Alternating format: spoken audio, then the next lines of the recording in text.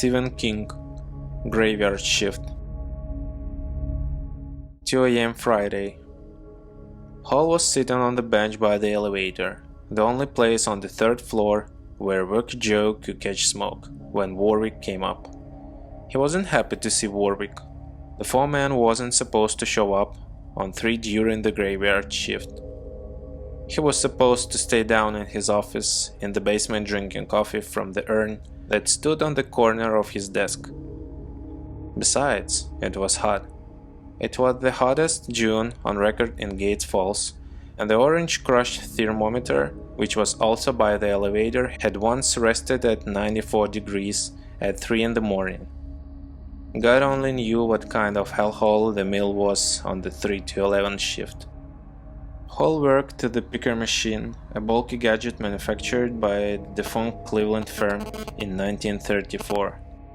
He had only been working in the mill since April, which meant he was still making minimum $178 an hour, which was still alright. No wife, no steady girl, no alimony. He was a drifter, and during the last 3 years he had moved on his thumb from Berkeley, college student, to Lake Tahoe, busboy, to Galveston, stevedore, to Miami, short order cook, to Wheeling, taxi driver and the dishwasher, to Gates Falls, Maine, picker machine operator. He didn't figure on moving again until the snow fell. He was a solitary person, and he liked the hours from 11 to 7 when the blood flow of the big mill was at its coolest, not to mention the temperature. The only thing he didn't like was the rats. The third floor was lone and deserted, lit only by the sputtering glow of the fluorescents. Unlike the other levels of the mill, it was relatively silent and unoccupied, at least by humans. The rats were another matter. The only machine on 3 was the picker. The rest of the floor was storage for 90-pound bags of fiber, which had yet to be sorted by Hall's long gear-toothed machine. They were stacked like link sausages in long rows, some of them, especially the discontinued Meltons and irregular slipes, for which there were no orders, years old and dirty grey with industrial wastes. They made fine nesting places for the rats, huge fat-bellied creatures with rabid eyes and bodies that jumped with lice and vermin. Hall had developed the habit of collecting a small arsenal of soft drink cans from the trash barrel during his break. He packed them at the rats during times when work was slow, retrieving them later at his leisure. Only this time, Mr. Foreman had caught him coming up the stairs instead of using the elevator, like the sneaky son of a bitch everyone said he was. "What are you up to, Hall?" "The rats," Hall said, realizing how lame that must sound now that all the rats had snuggled safely back into their houses. "I pack cans at them when I see 'em." Warwick nodded once, briefly. He was a big beefy man with a crew cut. His shirt sleeves were rolled up and his tie was pulled down. He looked at Hall closely. "We don't pay you to chuck cans at rats, mister, not even if you pick them up again." "Harry hasn't sat down in order for 20 minutes, Hall answered, thinking, "Why couldn't you stay the hell put a drink your coffee?" "I can't run it through the picker if I don't have it." Warwick nodded as if the topic no longer interested him. "Maybe I'll take a walk up and see Wisconsin," he said. 5 to 1 he's reading a magazine while the crap piles up in his bins. Hall didn't say anything. Warwick suddenly pointed. "There's one, get the bastard." Hall fired the knee-high can he had been holding with one whistling of a hand motion.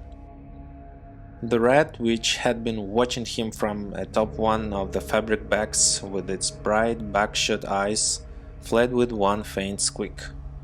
Warwick threw back his head and laughed as Hall went after the can. "I came to see you about something else," Warwick said. "Is that so? Next week's 4th of July week?" Hall nodded. The mill would be shut down Monday to Saturday, vacation week for men with at least 1 year's tenure. A layoff week for men with less than a year. "You want to work?" Hall shrugged. "Doing what?" "We're going to clean the whole basement level. Nobody's touched it for 12 years. Hell of a mess. We're going to use hoses." "The town zoning committee getting on the board of directors?" Warwick looked steadily at Hall. "You want it or not? 2 an hour, double time on the force. We are working the graveyard shift because it will be cooler." Hall calculated. He could clear maybe $75 after taxes. Better than goose egg he had been looking forward to. "All right. Report down by the dye house next Monday." Hall watched him as he started back to the stairs. Warwick paused halfway there and turned back to look at Hall. "You used to be a college boy, didn't you?" Hall nodded. "Okay, college boy. I'm keeping it in mind." He left. Hall sat down and lit another smoke, holding his soda can in one hand and watching for the rats. He could just imagine how it would be in the basement, the sub-basement actually a level below the dye house. Damp, dark, full of spiders and rotten clothes and ooze from the river. And rats. Maybe even bats, the aviators of the rodent family. Gah. Hall threw the can hard, then smiled thinly to himself as the faint sound of Warwick's voice came down through the overhead ducts, reading Harry Wisconski, The Riot Act. "Okay, college boy, I'm keeping in mind." He stopped smiling abruptly and butted his smoke. A few moments later, Wisconski started to send rough nylon down through the blowers, and Hall went to work. And after a while, the rats came out and sat atop the backs at the back of the long room watching him with their unblinking black eyes. They looked like a jury. 11 p.m. Monday. There were about 36 men sitting around when Warwick came in wearing a pair of old jeans tucked into high rubber boots. Hall had been listening to Harry Wisconski, who was enormously fat, enormously lazy, and enormously gloomy. "It's gonna be a mess," Wisconski was saying when Mr. Foreman came in. "You wait and see, we're all gonna go home blacker as midnight in Persia." "Okay," Warwick said. "We strung 60 light bulbs down there, so it should be bright enough for you to see what you're doing. You guys," he pointed to a bunch of men that had been leaning against the drying spools, "I want you to hook up the hoses over there to the main water conduit by the stairwell. You can unroll them down the stairs. We got about 80 yards for each man, and that should be plenty. Don't get cute and spray one of your buddies, or you'll send him to the hospital. They pack well up." "Somebody will get hurt," Wisconski prophesied surly. "Wait and see." "You other guys," Warwick said, pointing to the group that Hall and Wisconski were a part of. "You are the crab crew tonight. You go in pairs, with an electric wagon for each team. There is old office furniture, bags of clothes, hunks of busted machinery, you name it. We're gonna pile it by the air shaft at the west end. Anyone who doesn't know how to run a wagon?" No one raised a hand. The electric wagons were battery-driven contraptions like miniature dump trucks.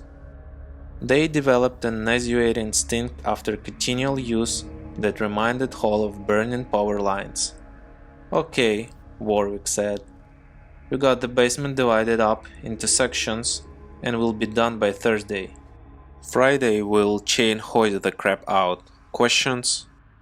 There were none.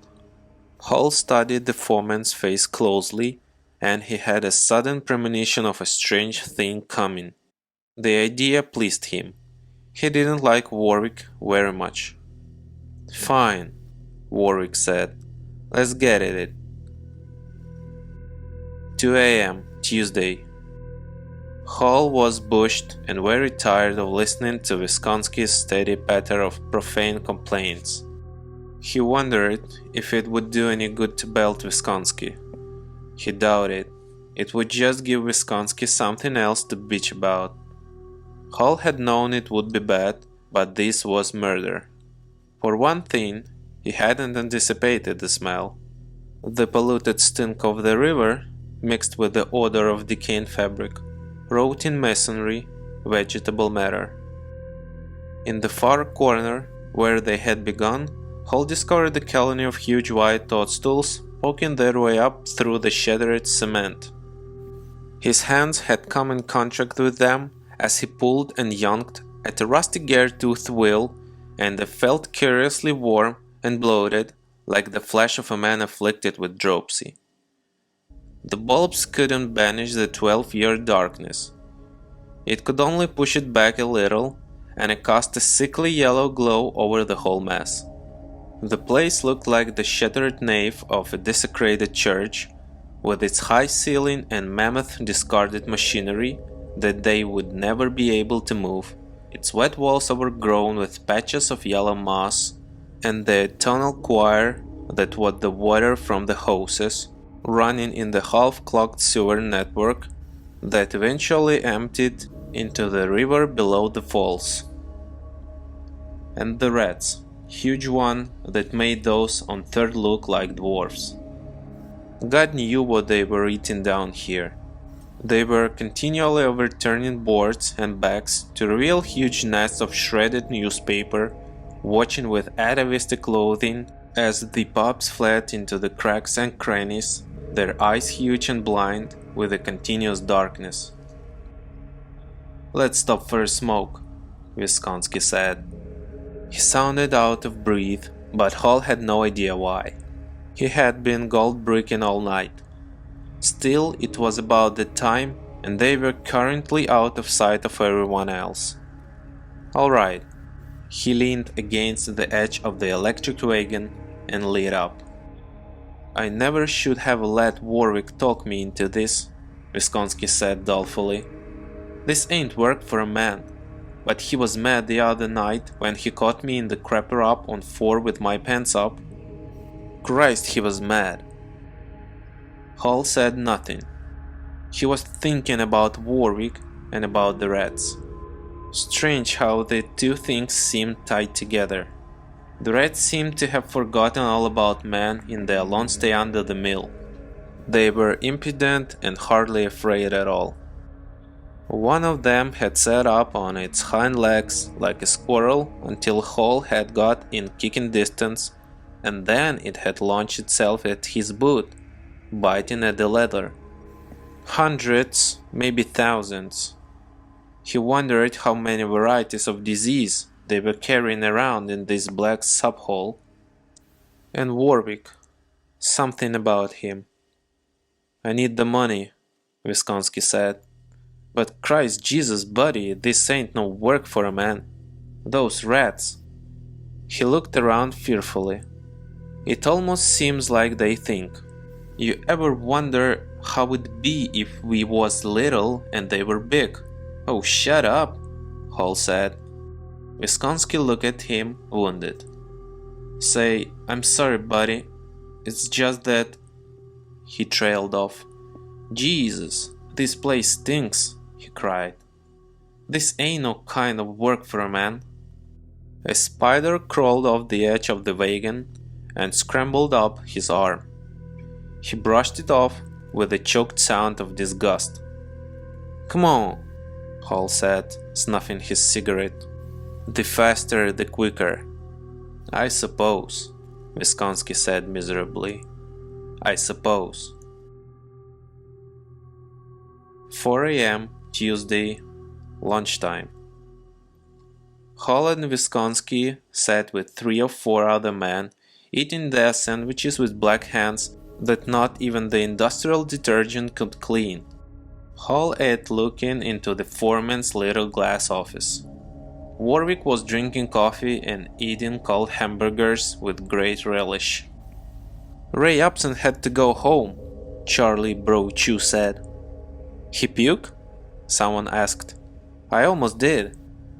"Nah, Ray did cow flop before he'd puke. Red beat him." Hall looked up thoughtfully from his examination of Warwick. "Is that so?" he asked. "Yeah," Brochu shook his head. "I was teaming with him. Goddamnest thing I ever saw. Jumped out of a hole in one of those old clothes bags. Must have been big as a cat. Grabbed onto his hand and started chewing." "Jesus," one of the men said, looking green. "Yeah," Brochu said. "Ray screamed just like a woman, and I ain't blaming him. He bled like a pig. Would that thing let go? No, sir. I had to belt it 3 or 4 times with the board before it would. Ray was just about crazy. He stomped it until it wasn't nothing but a mess of fur. Damnedest thing I ever saw." Warwick put a bandage on him and sent him home. "Tell him to go to the doctor tomorrow." "That was big of the bastard," somebody said. As if he had heard, Warwick got to his feet in his office, stretched, and then came to the door. "Time we got back with it." The men got to their feet slowly, eating up all the time they possibly could stow in their dinner jackets, getting cold drinks, buying candy bars. Then they started down, heels clanking dispiritedly on the steel grille work of the stair risers. Warwick passed Hall, clapping him on the shoulder. "How is it going, college boy?" He didn't wait for an answer. "Come on," Hall said patiently to Wisconsin, who was tying his shoelace. They went downstairs. 7 a.m. Tuesday. Hall and Wisconsin walked out together. It seemed to Hall that he had somehow inherited the fat ball. Wisconsin was almost comically dirty, his fat moon face smeared like that of a small boy who has just been thrashed by the town bully. There was none of the usual rough banter from the other man, the pulling of short tails, the cracks about who was keeping Tony's wife warm between the hours of 1 and 4. Nothing but silence and an occasional hawking sounds as someone spat on the dirty floor. "You want a lift?" Wisconsin asked him hesitantly. "Thanks." They didn't talk as they rode up Mill Street and crossed the bridge. They exchanged only a brief word when Wisconsin dropped him off in front of his apartment. Hall went directly to the shower, still thinking about Warwick, trying to place whatever it was about Mr. Foreman that drew him, made him feel that somehow they had become tied together. He slept as soon as his head hit the pillow, but his sleep was broken and restless. He dreamed of rats. 1 a.m. Wednesday. It was better running the horses. They couldn't go in until the crab crew had finished a section, and quite often they were done hosing before the next section was clear, which meant time for a cigarette. Hall worked the nozzle of one of the long hoses, and Wisconsin pattered back and forth, unsnagging lengths of the hose, turning the water on and off, moving obstructions. Warwick was short-tempered because the work was proceeding slowly. They would never be done by Thursday, the way things were going. Now they were working on a helter-skelter jumble of 19th century office equipment that had been piled in one corner, smashed roll-top desks, moldy ledgers, reams of invoices, chairs with broken seats, and it was rat heaven. Scores of them squeaked and ran through the dark and crazy passages that honeycombed the heap, and after 2 men were beaten, the other refused to work until Warwick sent someone upstairs to get heavy rubberized gloves, the kind usually reserved for the dye house crew, which had to work with acids. Hall and Wisconsin were waiting to go in with their hoses when a sandy-haired Bolnick named Carmichael began howling curses and backing away, slapping at his chest with his gloved hands. A huge rat with gray-streaked fur and ugly, glaring eyes had bitten into his shirt and hung there, squeaking and kicking at Carmichael's belly with its back paws. Carmichael finally knocked it away with his fist, but there was a huge hole in his shirt and a thin line of blood trickled from above one nipple. The anger faded from his face. He turned away and retched. Hall turned the hose on the rat, which was old and moving slowly, a snatch of Carmichael's shirt still caught in its jaws. The roaring pressure drove it backwards against the wall, where it smashed limply. Warwick came over, an odd, strange smile on his lips. He clapped Hall on the shoulder. "Damn sight better than throwing cans at the little bastards, huh, college boy?" "Some little bastard," Wisconsin said. "It's a foot long." "Turn that hose over there," Warwick pointed at the jumble of furniture. "You guys get out of the way." "With pleasure," someone muttered. Carmichael charged up to Warwick, his face sick and twisted. "I'm gonna have compensation for this. I'm gonna—" "Sure," Warwick said, smiling. "You got bit on the titty. Get out of the way before you get pasted down by this water." Hall pointed the nozzle and let it go. It hit with a white explosion of spray, knocking over the desk and smashing two chairs to splinters. Rats ran everywhere, bigger than any Hall had ever seen. He could hear men crying out in disgust and horror as they fled, things with huge eyes and sleek, plump bodies. He caught a glimpse of one that looked as big as a healthy 6-week puppy. He kept it until he could see no more, then shut the nozzle down. "Okay," Warwick called. "Let's pick it up." "I didn't hire out as no exterminator," Cy Epston called mutinously. Hall had tipped a few with him the week before. He was a young guy wearing a smut-stained baseball cap and a t-shirt. "That you, Epston?" Warwick asked genially. Epston looked uncertain, but stepped forward. "Yeah, I don't want no more of these rats. I hired to clean up, not to maybe get rabies or typhoid or something. Maybe you best count me out." There was a murmur of agreement from the others. Wisconsin stole a look at Hall, but Hall was examining the nozzle of the hose he was holding. It had a bore like a .45 and could probably knock a man 20 feet. "You saying you want to punch your clock, Cy?" "Thinking about it," Epston said. Warwick nodded. "Okay, you and anybody else that wants. But this ain't no unionized shop, and never has been. Punch out now, and you'll never punch back in. I'll see to it." "Aren't you some kind of a hot ticket?" Hall muttered. Warwick swung around. "Did you say something, college boy?" Hall regarded him blandly. "Just clearing my throat, Mr. Foreman." Warwick smiled. "Something tastes bad to you?" Hall said nothing. "All right, let's pick it up," Warwick bawled. They went back to work. 2 a.m. Thursday. Hall and Wisconsin were working with the trucks again, picking up junk.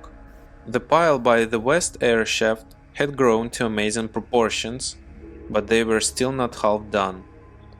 "Happy 4th, Wisconsin said when he stopped for a smoke. They were working near the north wall, far from the stairs. The light was extremely dim, and some trick of acoustic made the other man seem miles away. "Thanks." Hall dragged on his smoke. "Haven't seen many rats tonight." Nobody has, Wisconsin said. Maybe they got wise. They were standing at the end of crazy, zigzagging alley formed by piles of old ledgers and invoices, moldly bags of cloth, and two huge flat looms of ancient vintage. Gah! Wisconsin said, spitting. That Warwick. Where do you suppose all the rats go to? Hall asked almost to himself. Not into the walls. He looked at the wet and crumbling masonry that surrounded the huge foundation stones.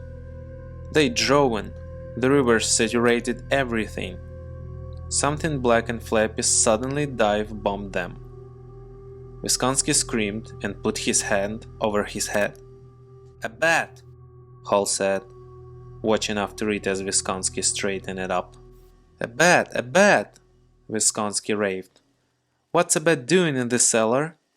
They're supposed to be in trees and under eaves and… It was a big one, Hall said softly. And what's a bat but a rat with wings?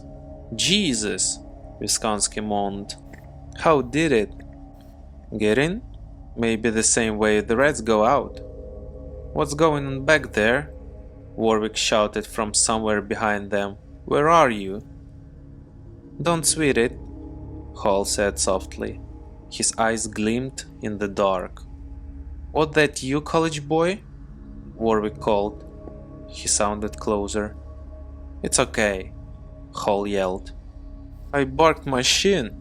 Warwick's short, barking laugh. You want a purple heart? Wisconsin looked at Hall. Why'd you say that? Look, Hall knelt and lit a match. There was a square in the middle of the wet and crumbling cement. Tap it. Wisconsin did. It's wood. Hall nodded. It's the top of a support. I've seen some other ones around here. There is another level under this part of the basement.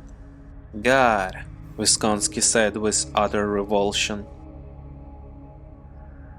3:30 a.m. Thursday.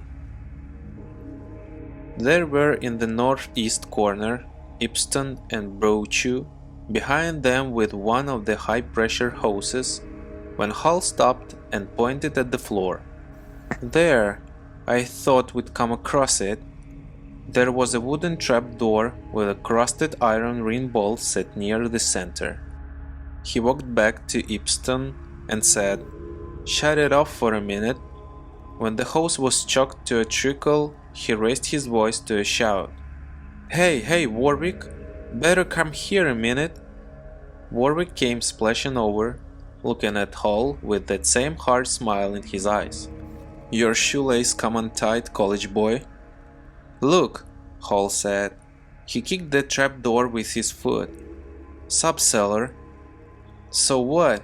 Warwick asked. "This isn't break time, Call." "That's where your rats are," Hall said. "They're breeding down there. Wisconsin and I even saw a bat earlier." Some of other men had gathered around and were looking at the trapdoor. "I don't care," Warwick said. "The job was the basement, not… You'll need about 20 exterminators, trained ones," Hall was saying. "Going to cost the management a pretty penny. Too bad." Someone laughed. Fat chance. Warwick looked at Hall as if he were a buck under glass. "You're really a case, you are," he said, sounding fascinated. "Do you think I give a good goddamn how many rats there are under there?" "I was at the library this afternoon and yesterday," Hall said. "Good thing you kept reminding me I was a college boy. I read the town zoning ordinances, Warwick. They were set up in 1911, before this mill got big enough to co-opt the zoning board. Know what I found?" Warwick's eyes were cold. "Take a walk, college boy. You're fired." "I found out," Hall plowed on as if he hadn't heard. "I found out that there is a zoning law in Gates Falls about vermin. You spell it vermin, in case you wondered. It means disease-carrying animals such as bats, skunks, unlicensed dogs, and rats. Especially rats. Rats are mentioned 14 times in 2 paragraphs, Mr. Foreman. So you just keep in mind that the minute I punch out, I'm going straight to the town commissioner and tell him what the situation down here is. He paused, relishing Warwick's hate-congested face. I think that between me, him, and the town committee, we can get an injunction slapped on this place. You are going to be shut down a lot longer than just Saturday, Mr. Foreman. And I got a good idea what your boss is going to say when he turns up. Hope your unemployment insurance is paid up, Warwick. Warwick's hands formed into claws. You damn snot-nose, I ought to… He looked down at the trapdoor, and suddenly his smile reappeared. Consider yourself rehired, college boy. I thought you might see the light. Warwick nodded, the same strange grin on his face. You're just so smart. I think maybe you ought to go down there, Hall. So we got somebody with a college education to give us an informed opinion. You and Wisconsin. Not me, Wisconsin exclaimed. Not me, Warwick looked at him. You what? Wisconsin shut up. Good, Hall said cheerfully. We will need 3 flashlights. I think I saw a whole rack of those 6 battery jobs in the main office, didn't I? You want to take somebody else? Warwick asked expansively. Sure, pick your man. You, Hall said gently. The strange expression had come into his face again. After all, the management should be represented, don't you think? Just so Wisconsin and I don't see too many rats down there. Someone, it sounded like Ipston, laughed loudly. Warwick looked at the men carefully. They studied the tips of their shoes. Finally he pointed at the Brochu. Brochu, go up to the office and get 3 flashlights. Tell the watchman I said to let you in. Why'd you get me into this? Wisconsin moaned to Hall. You know I hate those. It wasn't me, Hall said and looked at Warwick. Warwick looked back at him and neither would drop his eyes. 4 a.m. Thursday. Brochu returned with the flashlights. He gave one to Hall, one to Wisconsin, one to Warwick. Ipston, give the hose to Wisconsin. Ipston did so. The nozzle trembled delicately between the Pole's hands. All right, Warwick said so to Wisconsin. You are in the middle. If there are rats, you let them have it. Sure, Hall thought. And if there are rats, Warwick won't see them, and neither will Wisconsin after he finds an extra 10 in his pay envelope. Warwick pointed at 2 of them and lifted. One of them bent over the ring bolt and pulled. For a moment Hall didn't think it was going to give, and then it yanked free with an odd crunch and snap. The other man put his fingers on the underside to help pull, then withdrew with a cry. His hands were crawling with huge and sightless beetles. With a convulsive grunt, the man on the ring bolt pulled the trap back and let it drop. The underside was black with an odd fungus that Hall had never seen before. The beetles dropped off into the darkness below or ran across the floor to be crushed. Look, Hall said. There was a rusty lock bolted on the underside, now broken, but it shouldn't be underneath, Warwick said. It should be on top. Why? Lots of reasons, Hall said. Maybe so nothing in this side could open it, at least when the lock was new. Maybe so nothing on the side could get up. But who locked it? Wisconsin asked. Hall said mockingly, looking at Warwick. A mystery.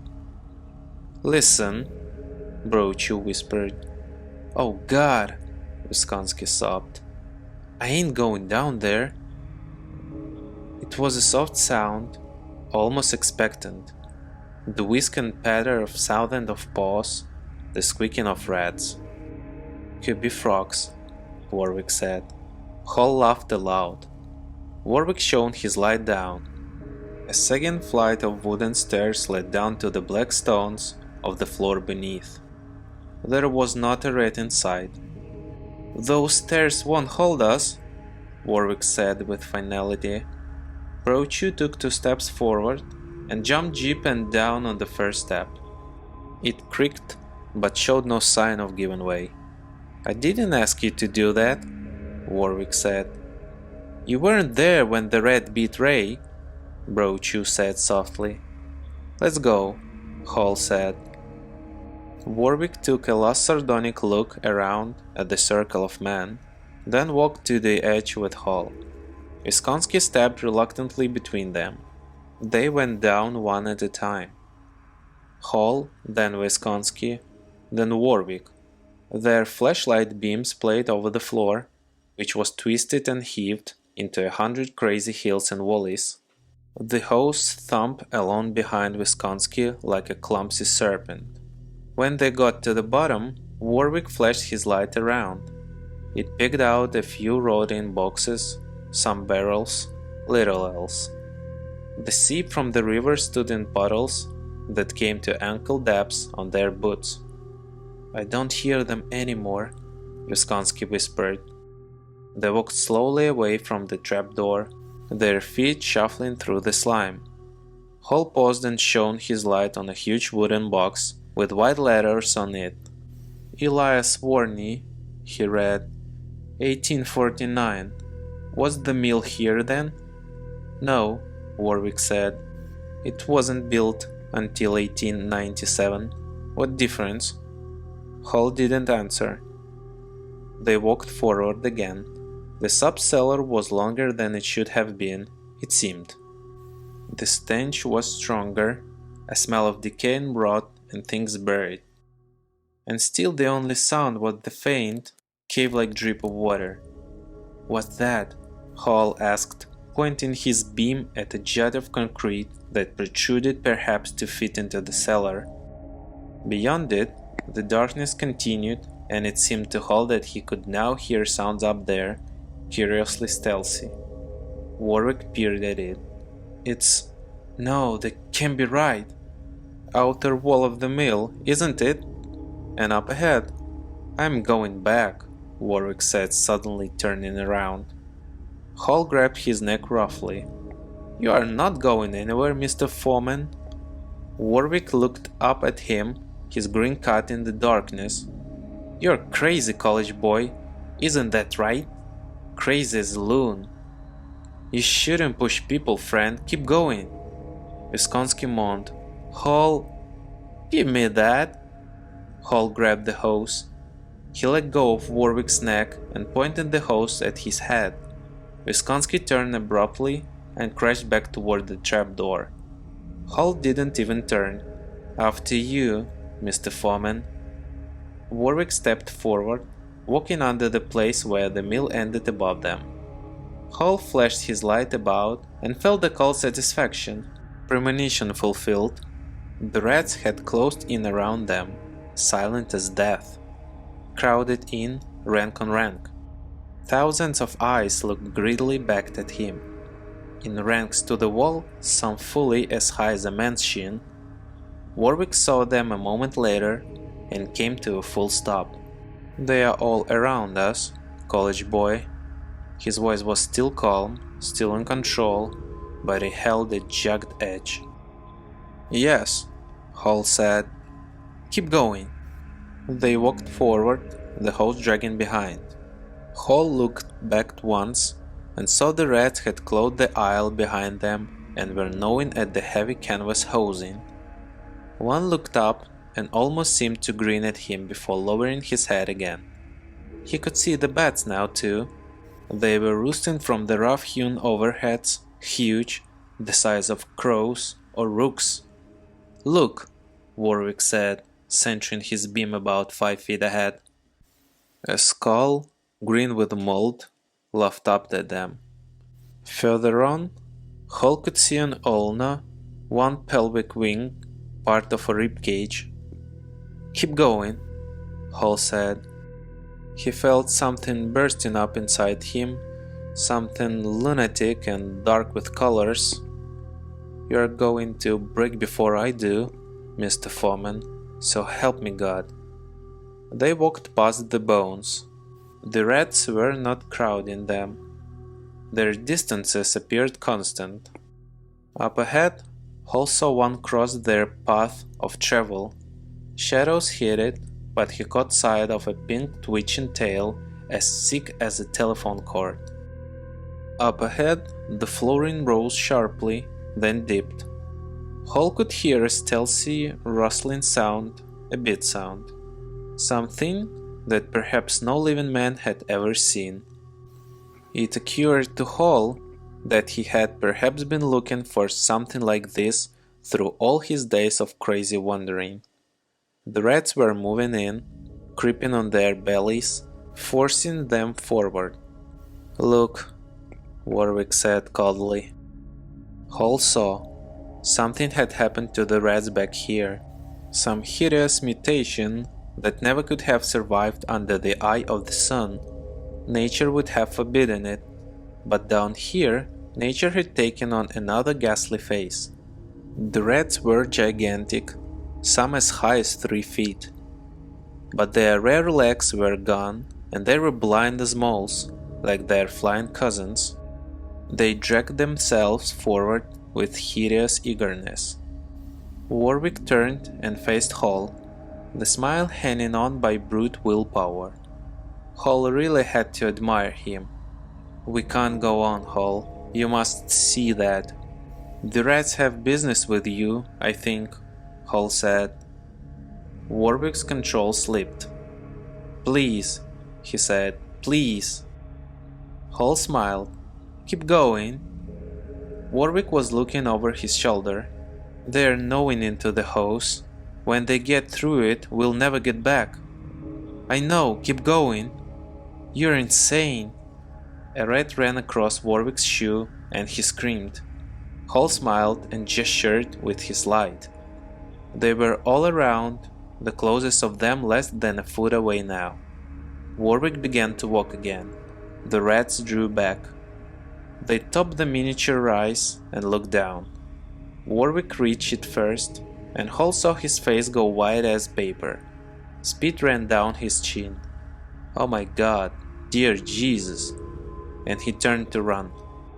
Hall opened the nozzle of the hose, and the high-pressure rush of water struck Warwick squarely on the chest, knocking him back out of sight.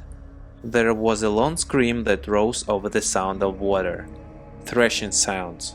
"Hall!" Grunts, a huge tenebrous squeaking that seemed to fill the earth. "Hall! For God's sake!" A sudden wet ripping noise. Another scream, weaker. Something huge shifted and turned. Quite distinctly Hall heard the wet snap that a fractured bone makes. A legless rat, guided by some bastard form of sonar, lunged against him, biting. Its body was flabby, warm. Almost absently Hall turned the hose on it, knocking it away. The hose did not have quite so much pressure now. Hall walked to the brow of the wet hill and looked down. The rat filled the whole gully at the far end of that noxious tomb. It was a huge and pulsating grey eyeless totally without legs. When Hall's light struck it, it made a hideous mewling noise. Their queen, then, the Magna Mater, a huge and nameless thing whose progeny might someday develop wings. It seemed to dwarf what remained of Warwick, but that was probably just illusion. It was the shock of seeing a rat as big as a Holstein cow. "Goodbye, Warwick," Hall said. The rat crouched over Mr. Foreman jealously, ripping at one limp arm. Hall turned away and began to make his way back rapidly, halting the rats with his hose, which was growing less and less potent. Some of them got through and attacked his legs above the tops of his boots with biting lunges. One hung stubbornly on at his thigh, ripping at the clothes of his corduroy pants. Hall made a fist and smashed it aside. He was nearly 3/4 of the way back when the huge warren filled the darkness. He looked up, and the gigantic flying form smashed into his face. The mutated bats had not lost their tails yet. It whipped around the Hall's neck in a loathsome coil and squeezed as the teeth sought the soft spot under his neck. It wriggled and flapped with its membranous wings, clutching the tatters of his shirt for purchase. Hall brought the nozzle of the hose up blindly and struck at its yielding body again and again. It fell away and he trampled it beneath his feet, dimly aware that he was screaming. The rats ran in a flood over his feet, up his legs. He broke into a staggering run, shaking some off. The others beat at his belly, his chest. One ran up his shoulder and pressed its questing muzzle into the cup of his ear. He ran into the second bat. It roosted on his head for a moment, squealing, and then ripped away a flap of Hall's scalp. He felt his body growing numb, his ears filled with the screech and yammer of many rats. He gave one last heave, stumbled over furry bodies, fell to his knees. He began to laugh, a high, screaming sound. 5 a.m. Thursday. "Somebody better get down there," Bro Chew said tentatively. "Not me," Wisconsin whispered. "Not me." "No, not you, Jelly Belly," Ipston said with contempt. "Well, let's go," Brogan said, bringing up another hose. "Me, Ipston, Dangerfield, Najee, Stevenson, go up to the office and get a few more lights." Ipston looked down into the darkness thoughtfully. "Maybe they stopped for a smoke," he said. "A few rats. What the hell?" Stevenson came back with the lights. A few moments later, they started down.